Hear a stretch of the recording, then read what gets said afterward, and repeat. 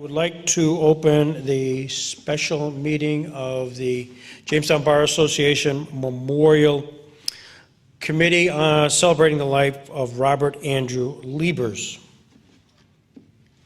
Robert Andrew Liebers, 61, an attorney practicing in Jamestown, New York, passed away on Monday, September 16th, surrounded by his loving children and family after a well-fought battle against cancer. Rob was born in Rontoul, Illinois, the son of Mary and Robert Liebers. When Rob was 4 years old, the family moved to Schenectady, where Rob enjoyed what he always described as an idyllic childhood. A graduate of Linton High School in Schenectady, Rob earned a Bachelor of Arts in Sociology at the University of Rochester and a law degree from Case Western Reserve University College of Law in Cleveland, Ohio. A talented, well-respected, and compassionate lawyer, Rob worked with several firms in Schenectady and devoted most of his legal career to Birgit and Robbins, where he served as lead litigation and trial counsel in civil, criminal, and administrative matters.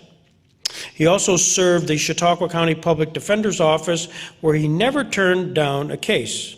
In recent years, Rob also took on an additional role of administrative law judge for the New York State Gaming Commission.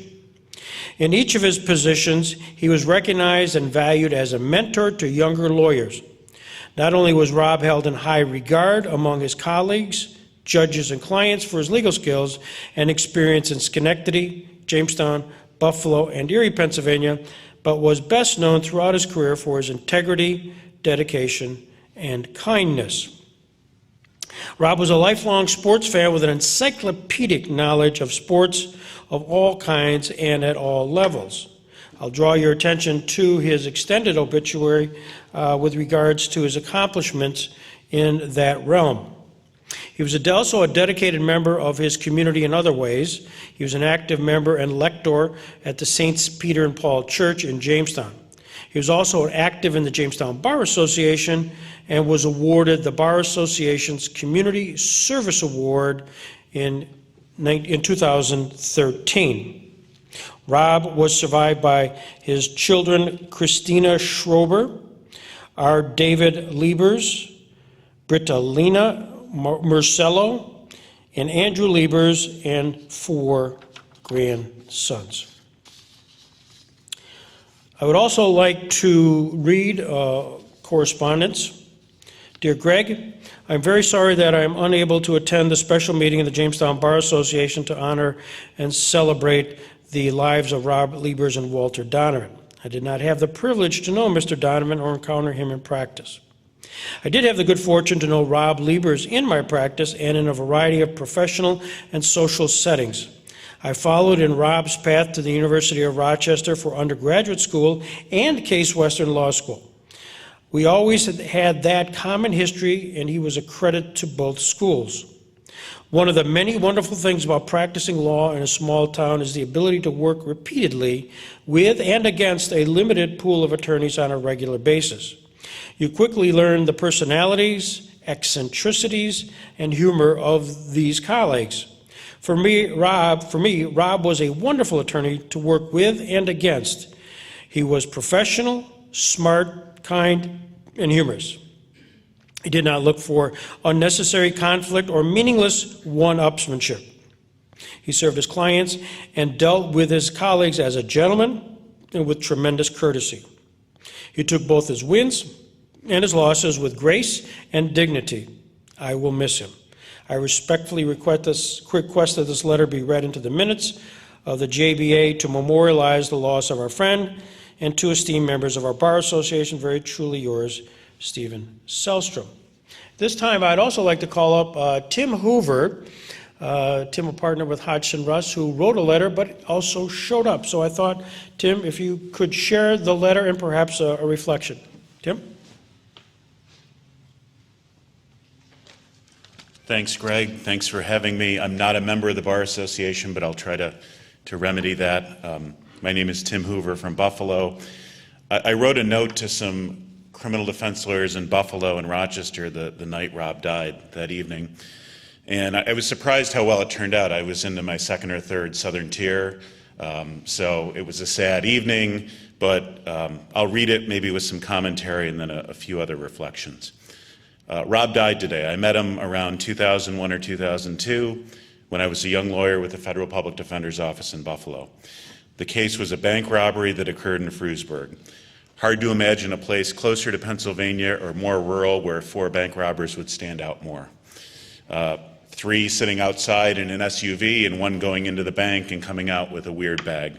So it's not surprising that now the die pack didn't go off. Sometimes they go off and the backpack's smoking. It wasn't that bad, but these guys were not geniuses and they were caught pretty quickly. Mark Malloy, a Buffalo lawyer of my vintage, had a co-defendant, as did his father, Jack Malloy. Rob represented our mutual client, so my bank robber client had a state issue and Rob was previously representing him, so that's how we met. All of the defendants ended up okay in federal court before the venerable Judge Elfin. There was no violence, there was no weapon. The FBI handled bank robberies back then, they mostly don't now. But Rob really helped, and I got to know him as we would go to Jamestown for the sentencing mitigation, interview the client's family. As I put in the note, we used to lug around a VHS recorder back then, and you had to find a plug to put it in. It wasn't the phones or anything like that. But I could tell from the start Rob wasn't your average person, he wasn't your average attorney. Rob applied for the federal court Western District's Criminal Justice Act panel fairly shortly after that and joined. In 2004, another client of mine, still a federal public defender, Chautauqua County resident and a nice person, unfortunately possessed child pornography, and he ultimately got a downward departure and a sentence of probation for Judge Scretany. But the Federal Probation Office made him register as a sex offender under New York's Sex Offender Registration Act. I couldn't do an Article 78 because I was a federal employee, so I recruited Rob. If it wasn't pro bono, it was low bono, to handle the Article 78. I believe it was before Judge Ward. He brought the Article 78. I remember the hearing on it was the week of my wedding at the institution, and I went over and I was there at county court, and Judge Ward ruled that he had to register, no surprise.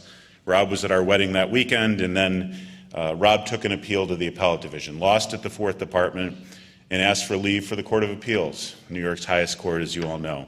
That was granted, and I happened to be in the audience there in 2007. I was in Albany to do a little part at a CLE that Vince Doyle of Buffalo had put on, and I got to see Rob argue at the Court of Appeals, the state's highest court, really a magnificent place. And the Jamestown paper, the Post-Journal, reported at the time, whether this is accurate or not, it was the first Chautauqua County case in some years at the Court of Appeals. This is a little funny vignette I threw in because it talks a little bit about Rob. The child of his that I knew was Andrew, because Andrew was still at home back then, his youngest. And we mooted the case in Rochester with some fine attorneys at the Monroe County Public Defender's Office, and we're driving back to Buffalo, and I'm going to drop Rob at exit 49, and he's going to drive back to Lakewood. Andrew called. So Rob takes the call, they chit-chat, it was a Friday, and they hang up. And really, like 15 seconds after, Andrew calls back and says, "Dad, can you pick up 2 pizzas from Quality?" And Rob said, "Of course." That was Rob in a nutshell. He loved Andrew, and he really helped bring him along, I think. So the Court of Appeals, Rob, we lost. I think Rob would say it's unfair to this day, but hey, it can be tough representing criminal defendants sometimes. Rob was a strong civil practitioner in Chautauqua County in Pennsylvania, but he worked just as hard and was just as accomplished on his federal criminal cases. He tried a massive, complex, difficult client Ponzi scheme case in Buffalo around 2012, 2 or 3 week trial, really complex facts, $1 million loss. People in Mayville and Jamestown and Lakewood, including judges, loved him, as evidenced by the Moonbrook fundraiser last fall. And that includes federal judges in Buffalo. And look, it's a good place to practice, but it can be tough if you've been there, if you're kind of new. And Judge Scretany, Judge Villardo really enjoyed having Rob in their courtroom. Rob was a great runner and athlete, Schenectady native, U of R grad, lovely person, a father and grandfather, and of course he was back at Strong in U of R for his toughest fight. I remember driving to Westfield on a Saturday morning around 2006 to see Andrew play, I think it was a junior high game against Westfield. And Andrew just got in at the end, but it was a classic to me, Chautauqua morning, October, fog, dew, a little bit cool. You know, we each had coffee, and Rob was really proud. It was good enough for him that Andrew got in a few plays. So what are the lessons I draw for Rob's life? I mean, beyond the obvious ones, he had a heart of gold. He was a fantastic lawyer and father. Embrace life's randomness. If it wasn't for that bank robbery, I never would have met him, and as a result of that, a wonderful friendship blossomed. 2, don't be afraid to try new things. You know, when he applied for the federal criminal defense panel 18 years ago, he was probably 43. And if he never did, you would all still be here, and he still would have had an incredible career. But the clients in Buffalo, the judges, and the fellow lawyers benefited from Rob and what he did. And we're going to miss him. His reach extended beyond the wonderful work he did here. Oh, I remembered the third thing. He's, to me, the epitome of what I aspire to be as a private practice trial lawyer. Successful, have good paying clients, business clients, but also make an impact in other ways. For Rob, it was all the other ways: the running, the community service, the pro bono. Can anyone identify a case he ever turned down or someone in need? I don't think so. He helped a lot of people, and he'll be really missed.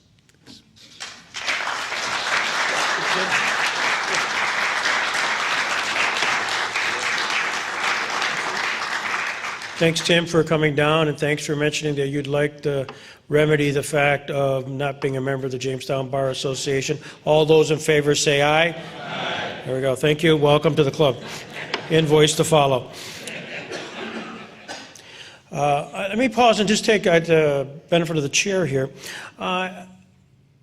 We'd sent, as everybody did, letters and encouragements to Rob during that last struggle, and Cindy and I did that. And one day, just a few weeks ago, I get a phone call, and on my cell phone, and it's Rob.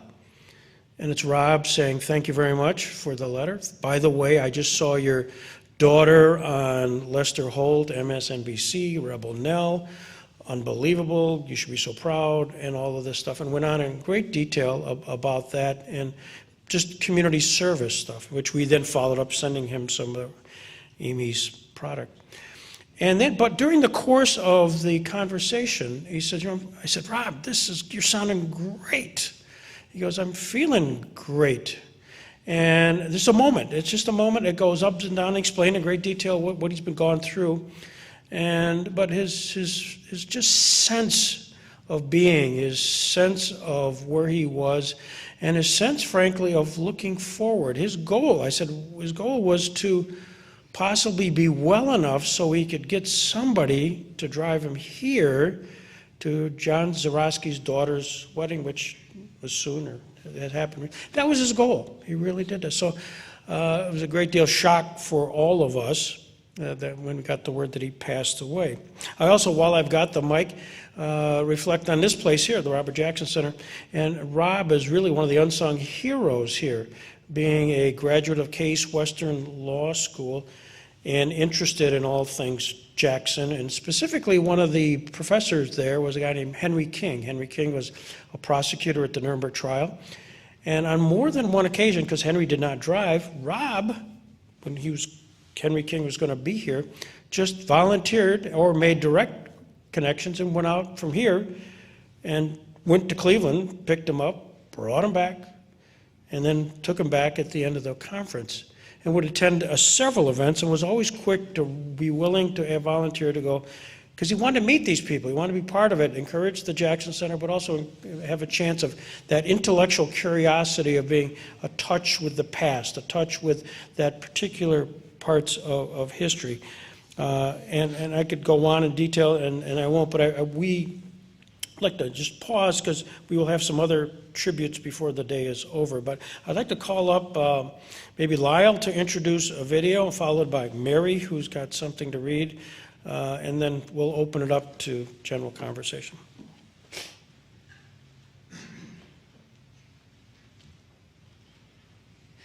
I'm Lyle Hoydu. Rob was my colleague, friend, and for about 7 years he was our next door neighbor on the lake. And we had a lot of great times together. One year in particular, there were 12 of us, and we all started to train together for the Marine Corps Marathon and 10K down in Washington, D.C. And which is in October. And then at the end of the race, we went and we talked with everyone who had done it, but Mary had interviewed Rob and kind of chronicled what kind of a year he was having. So it's a 6-minute video, and it's a great way to remember Rob at his best. Alrighty, it's now December, the end of a long and successful running year for Rob Liebers. Why don't you tell us a little bit about your running years, Rob? Okay, yeah, I've had a good year. As I get older, I've been getting training again, lost some weight, now I'm getting fast again, so I've had a good year. The highlights would be, well, actually, the 10K at Lakewood on July 4th.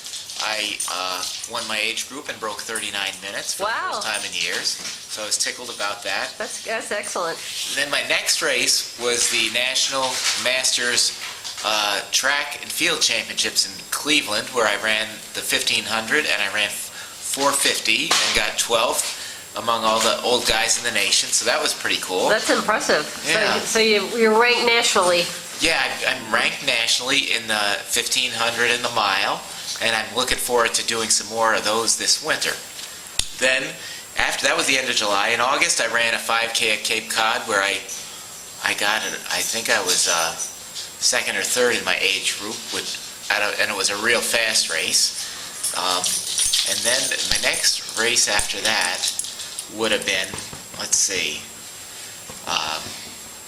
in September, I ran the 5K Masters National, or in October, I ran the Masters 5K Cross Country Championships in Rochester, which was a nice highlight because Joan Benoit Samuelson was in the race.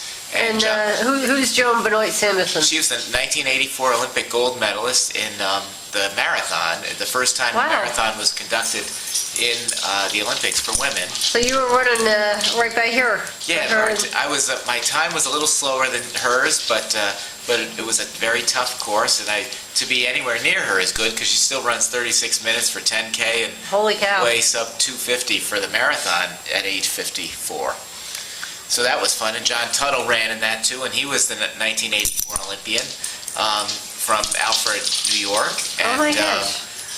And he keeps running real well as well. So that was in October. Then, the end of October, I went with the old but not dead crew. Oh yes. Down to the Marine Corps Marathon in D.C., and I ran the 10K. And how did you do with that? Well, I had a real good run. I had been emailing back and forth with them because I had entered at 39 minutes, and they thought, no way. So they asked if I really did that. So I sent them my recent results, and I started right up in the front. And in spite of the icy bridge, I still ran about 40 minutes, and I got second in my age group. Wow, that's impressive. Yeah, and they actually... is that the same 10K that Jerry Lennicky ran? Yes, the same one Jerry Lennicky ran, and all the participants got these nice medals. I don't know if you can see it with the camera, but it's very nice, heavyweight, very shiny on the back. Says finisher, October 30th, 2011, with the Marine Corps symbol there. So very nice medal. And your medal did not fall apart or anything? My medal's solid as a rock. I've got it hanging. Actually, I've been using it as a wind chime. Oh. I've got it hanging on my curtain rod. I open the windows, and all my medals, they kind of click together. And this one's doing very nicely up there. But that wasn't the only thing. I got a nice email a couple weeks ago saying, is this your correct address? and said, we've got something to send to you. So I said, I wrote back and told them it was the right address. And so I got in the mail just today, I got this nice letter from the director of the Marine Corps Marathon. Oh my gosh, look at that. You want me to read it? Yeah. All right, dear Robert, congratulations on your outstanding performance at the Marine Corps 10K on Sunday, October 30th, and for receiving the second place 10K age group male 50 to 54 for your successful finish. I commend you for your commitment to train and to run the Marine Corps 10K that finishes with the People's Marathon. You completed the 6.2-mile event with 6,926 finishers, which resulted in the second largest Marine Corps 10K to date. Your dedication serves as an example to all runners, while your determination is reflective of the U.S. Marine Corps spirit. I have enclosed the award, which I hope you proudly display for your well-deserved accomplishment. On behalf of the Marines and sailors who supported you on race day, bravo Zulu on an outstanding finish at the Marine Corps Marathon 10K, and signed by Rick Nellis, the director. Wow, that's Very really nice. Impressive. Yeah, that was very nice. I don't know if everybody got one of these, but I got one I of them don't personally. think so. I heard some grumblings from other 10Kers in our group that they had a little different experience, but I'll let them talk about their experience. Well, anyway, I think it's really classy of the Marine Corps to send me that. Then I also got in the same package, I got this nice plaque, which is about, Oh, gosh. look at that. yeah, Marine Corps 10K, second place, 50 to 54-year-old male, and it's really solid. And if you take it out of the plastic, it's even shiny. Oh. Look at that. Look at that. Shinier than even the metal. So Good job. yeah, so I think that's pretty neato. It's kind of shiny. And so I'm going to hang this up, and I also like to thank myself. I want to thank the old but not dead team for giving me all the support and encouragement in this. And we had a very good turnout. And the 10K, we had, I think, 4 finishers. Me, I was first, and then second, I believe, was Claudia Webb. Oh, good. And third, I'm not sure it was third and fourth. It was between the Lenicky boys, Jerry and Ryan. And so we had a nice turnout, and we all met up afterward and waited for the marathoners. So that was quite a great day. And So people actually did care about your finishing time, even though you were a 10K. yeah, in fact, one of the other neat things is that that by wearing the jersey of the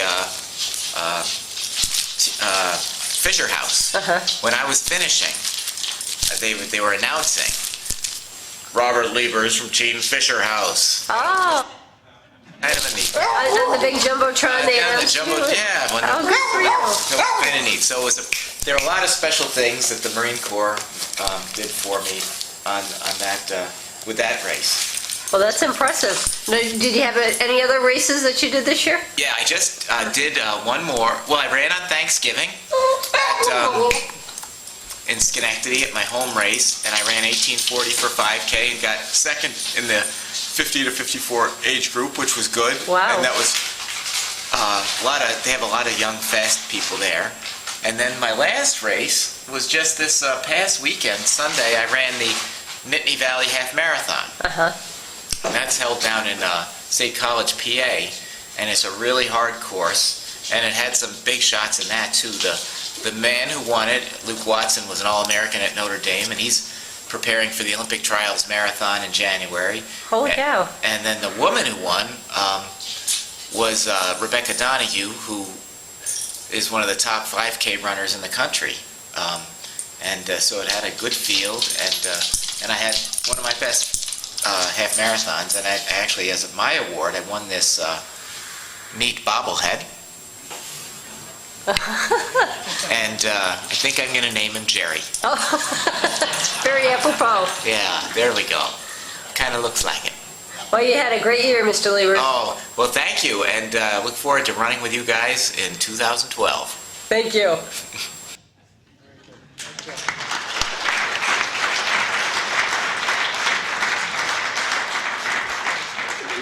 Rob was having fun with Jerry Lenicky, who also ran that 10K but didn't have as happy of an experience because Jerry got cold, he slipped on the ice, and when they gave him his medal, it broke.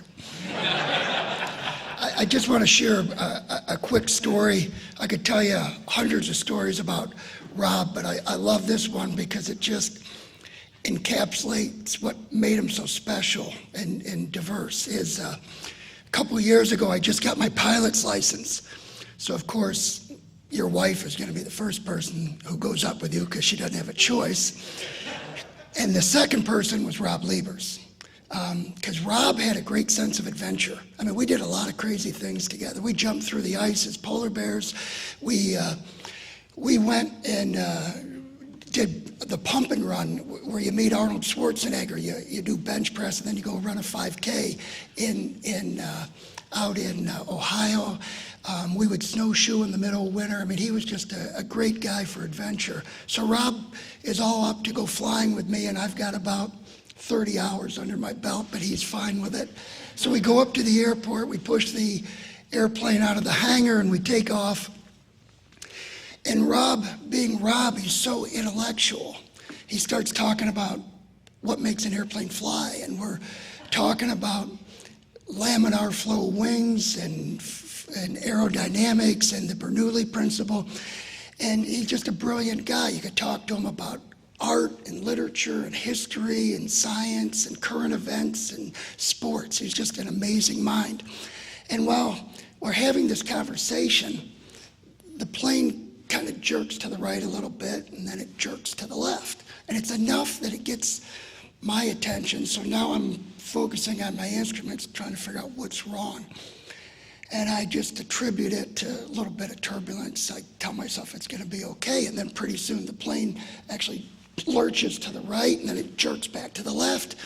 And I'm nervous because I don't understand what is going on with the plane. So as I'm reaching over for my emergency checklist, I see Rob moving his leg in synchronicity with the jerking going on. And I realize I don't know how he did it. He got his shoelaces wrapped around the rudder pedals. And he's jerking, trying to get his feet out. So I say, Rob, stop. I go, you're moving the plane. He goes, what do you want me to do? I said, just take off your shoes and we'll get it when we're done. So we finished the flight, and he was barefoot, but it's a great memory of Rob because he had that other part. As adventurous as he was and as intellectual and brilliant, he also had that other way about him that made him special. And I think you saw it. Look at his tie. I mean, how many times did you see him with his tie tucked away, or his hair would be tough? So he was a great guy. We loved him, and we're gonna miss him. And I know my wife wants to read a letter that his partner had sent.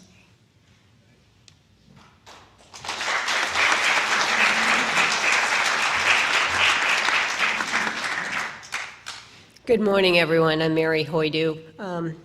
I have a letter here from Ken Lasker that he asked me to read.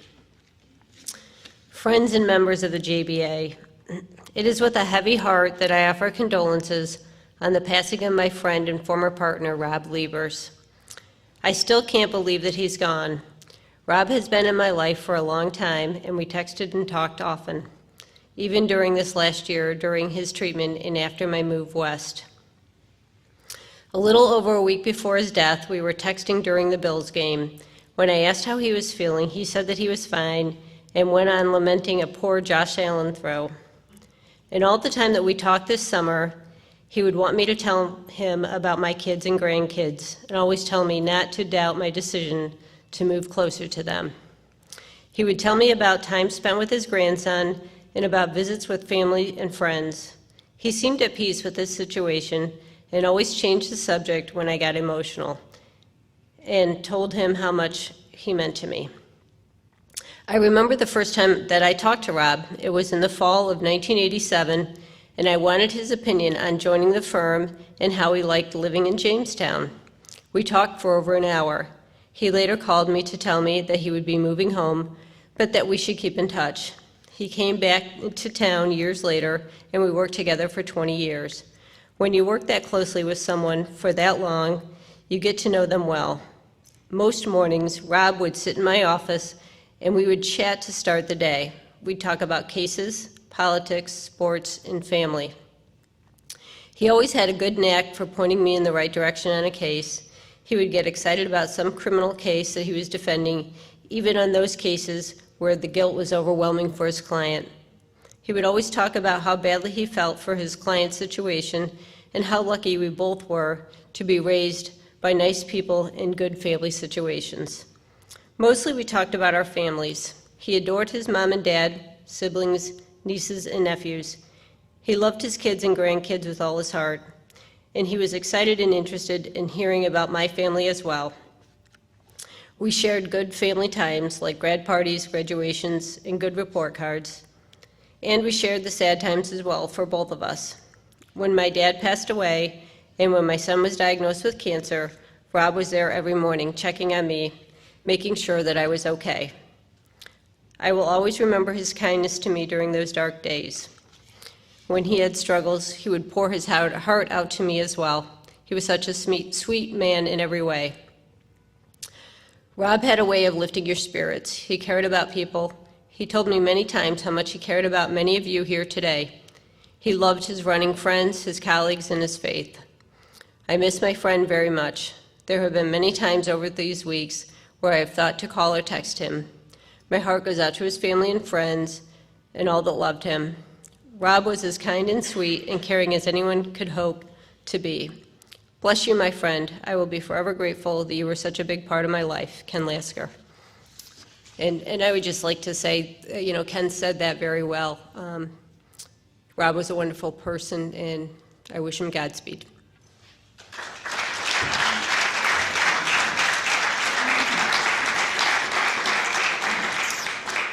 Thank you, Mary. Other reflections on the life of Rob? Judge?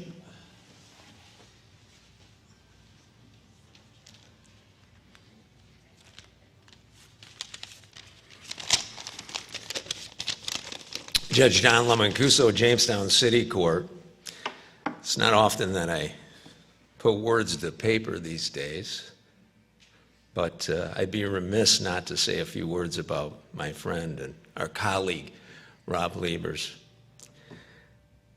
My fondest memories of Rob was seeing him coming through the back doors of the courtroom. He'd both be at full stride, flying through the doors, like he was rushing to catch a train.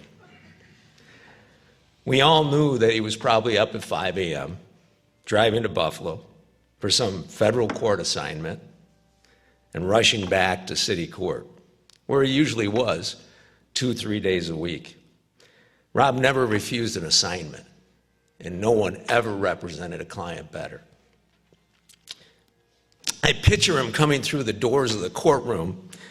His tie would be askew, as Lyle pointed out.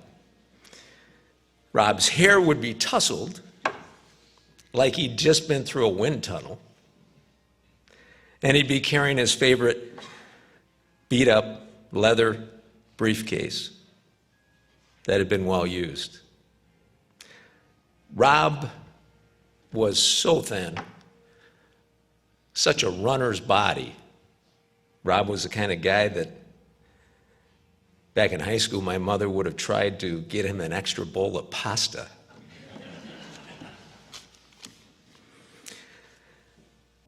Rob was the epitome of an advocate. He cherished the role zealously, advocating on behalf of his clients, and we all highly respected him.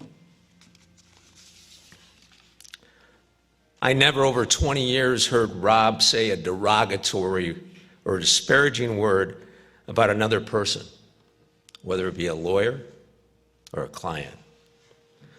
Nor did I ever hear over that time period anyone say a disparaging word about Rob Liebers. Rob was respected by all that he came in contact with, friend or foe. Not many individuals have been blessed with a character that Rob possessed. He was the kind of man that every father would hope and pray that his son would become. Rob was gentle, he was kind, He was compassionate.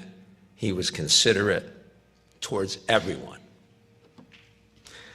Just a year ago at a fundraiser for Rob, I made an observation which will forever be as I remember my friend and colleague, Rob Liebers.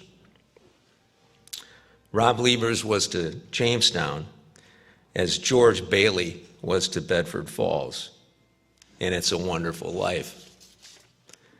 So many of us, and many others in this community, that Rob came in contact with are so much the better off for having the privilege to have known Rob Liebers. I know I am. Rob liked to ask and talk about a trip some years ago I took with a family to Sicily. As his friends say, he was always inquisitive. He was very intelligent and very well read. So we would talk about the history of Sicily and the Italian culture, and he liked a few words that I would throw at him. So for you, Rob, my friend, as a benedica, which is a Sicilian blessing, may God bless you. And tutte cose bene, everything is well. Thank you.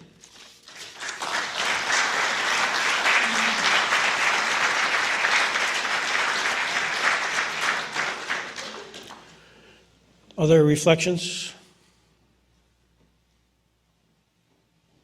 Dale?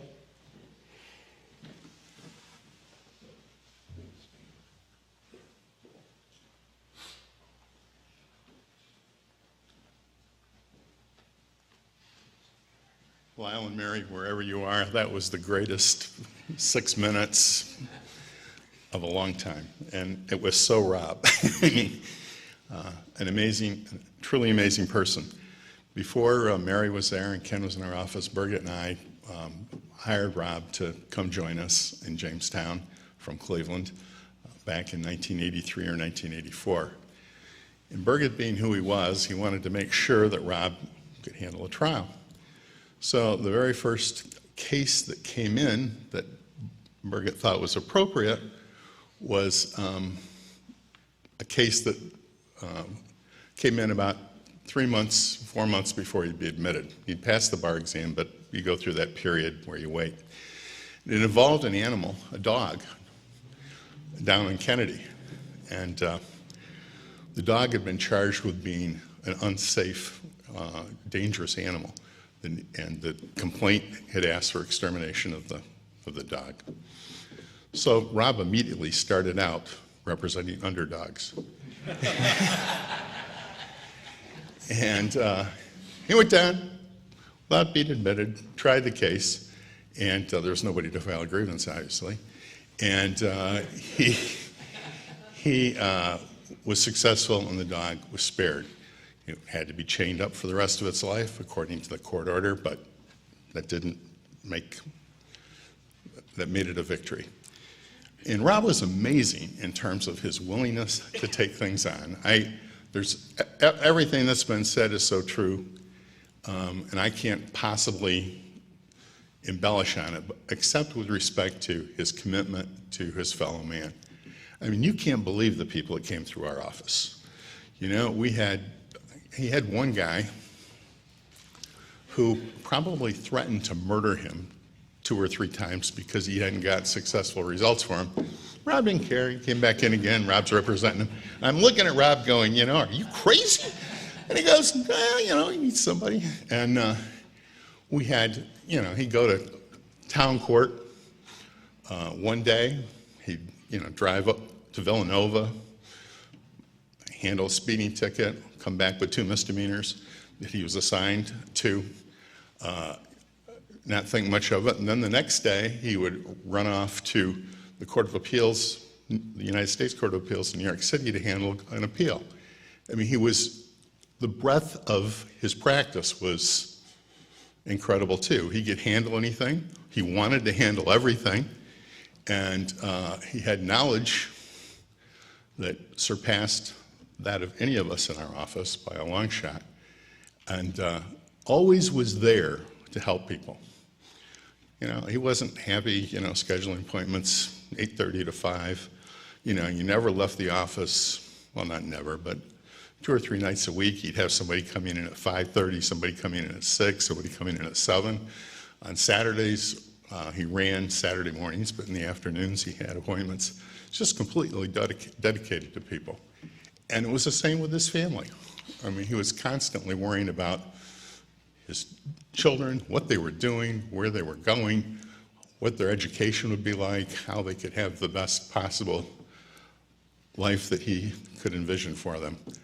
Anyway, it was great practicing with him. He's amazing. And, you know, he's always trying to suck you into things. I mean, I would drive to see him, you know, run a 5K down in Kane, Pennsylvania, you know, on a beautiful fall afternoon. And, yeah, you just knew that was going to happen. But I miss him a great deal, and our community will miss him. And the people who are the underdogs will miss him too, because nobody is going to be able to replace his commitment to the people of our community. Thank you.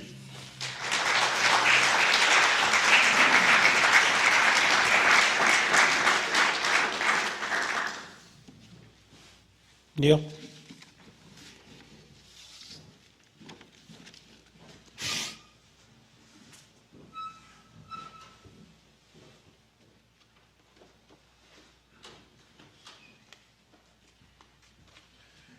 Neil Robinson. I first met Rob when he came back in the early 80s to work with Dale. And I've always thought Rob was just a wonderful human being. I had the experience of appearing against Rob in his first jury trial. It was in the town of Bustye in the early 80s, and I was prosecuting a DWI case, and Rob was representing the defendant. And by that point, I considered myself a veteran prosecutor, and I looked at the makeup that day. I had a strong factual case. The jury was seated. My high school football coach was on the jury. The judge was a very good friend of my parents, and I'd known him most of my life. So it was starting at 1:30 or 2 in the town of Bustye with the jury, and I thought I'd be home by 4. And so we started the trial, and this was Rob's first trial, which only added to my confidence. You can't be any more confident than when you're young. As the trial went on, I realized this guy's killing me.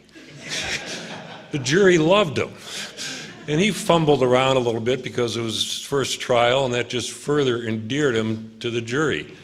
And I just shook my head. He's just killing me. And indeed he did. It was a very strong case, and his client walked out of there with an impaired. Rob was such a nice guy that years later I had a trial against him in small claims court. It was one of those little contractor things where I represented the homeowner. I thought I'd run over there and be back in the office in a half hour. So Rob appears. The next thing I know, we're swearing witnesses in on the stand. We're marking exhibits. And so I started doing whatever I was trying to do, and Rob strenuously objected. And I was shocked because he's such a nice guy, I didn't think he'd dare object. It just was unlike him. For years, if you had the privilege of attending 7:15 a.m. Mass at St. Peter and Paul, you heard Rob read. He would read every Sunday morning the words of Jesus when he read. And I just know that now he's up there discussing those words with Jesus. Thank you.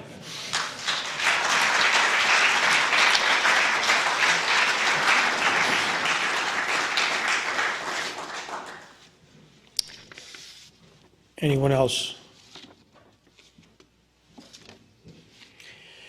If there is no one else, I would like to conclude by having a moment which we captured on film. It was the Chautauqua County Bar Association gathering of all members of the bar, commemorating and celebrating all those who have been in the practice for 40 years plus. Quite an evening. As you recall, those who attended, Peter Clark spared nothing. And, but we concluded with a benediction by Rob. So, We'd like to introduce Rob Liebers. For those of you who don't know him, that's fine.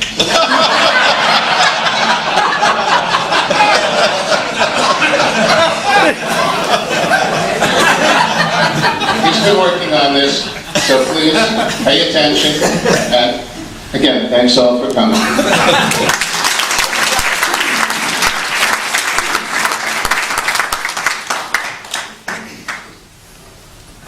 excellent.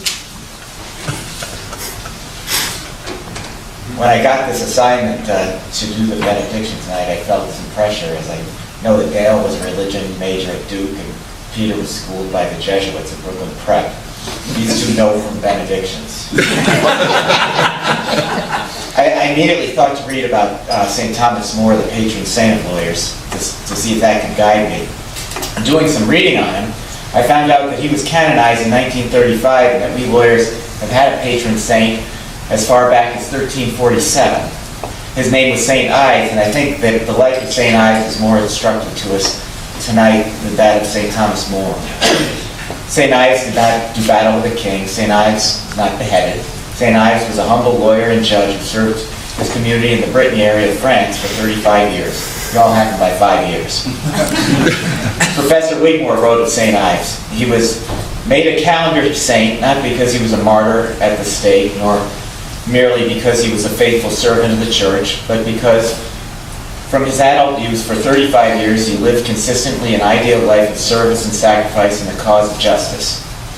In short, he was declared a saint in heaven because he had lived a saintly life on earth. And he pursued this career as an ordinary man amidst the very same everyday conditions that surround any lawyer and any judge at any time in any country. Well, may he be enshrined in our aspirations as an example of the ideal of justice attainable in real life by a member of our profession. Tonight we honor our lawyers who have served our community for 40 years. They've been doing just what St. Ives did, humbly serving their community as lawyers and judges. The work that our noble profession does is not always appreciated, but is truly God's work, as we could not have our civilization without it. It is right and fitting that we recognize their service and the wisdom that they have imparted to our community. We all pray that we might go forth and serve our community with the dignity and skill of those we honor tonight. Thank you. Very nice.